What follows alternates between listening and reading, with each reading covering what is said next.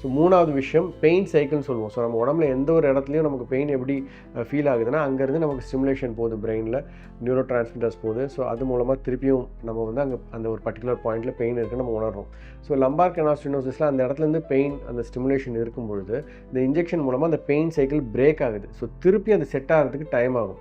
So அந்த அந்த அந்த பீரியட் அவங்க பயன்படுத்திக்கணும். ஸோ இதெல்லாம் பண்ணுறது மூலமாக, இந்த மல்டிபிள் விஷயம் மூலமாக டெம்பரரியாக கிடச்ச அந்த பெயின் ரிலீஃப் பர்மனெண்ட்டாகவே ஆகலாம். ஸோ இதுதான் வந்து ஸ்பைன் இன்ஜெக்ஷன்ஸ்னால அவங்களுக்கு கிடைக்கக்கூடிய பெனிஃபிட். அது மட்டும் இல்லாமல் யூஸ்வலாக இந்த ஸ்டெனோசிஸ் இருக்கிறவங்க பார்த்தீங்கன்னா வந்து ரொம்ப தூரம் நடக்க முடியலன்ற காரணத்தினால மோஸ்ட் ஆஃப் த டைம் வந்து பெருசாக ஆக்டிவாக எந்த ஒரு விஷயத்துலையும் பார்ட்டிசிபேட் பண்ண மாட்டாங்க, வீட்டுக்குள்ளேயே அடைஞ்சிருப்பாங்க. ஸோ டிப்ரெஷனில் இருப்பாங்க. And depression also will increase the pain. So இந்த பெயின் இன்ஜெக்ஷன் கொடுக்கறது மூலமாக அந்த பெயின் ரிலீஃப் வரும்போது psychologically they get better. So அவங்களுக்கே ஒரு கான்ஃபிடென்ஸ் வரும். ஸோ அதுவும் வந்து ஒரு மிகப்பெரிய ரோல் ப்ளே பண்ணுது அவங்களுடைய பெயின் ரிலீஃபில். ஸோ இது எல்லாமே வந்து ஆரம்ப நிலையில் நம்ம கண்டுபிடிச்சி இன்ஜெக்ஷன்ஸ் கொடுத்துட்டு சைட் பை சைடு எக்ஸசைஸ் பண்ணுறது மூலமாக இந்த டெம்பரரியாக கிடைக்கக்கூடிய பெயின் ரிலீஃப் வந்து பெர்மனெண்ட்டாகவும் ஆகலாம்.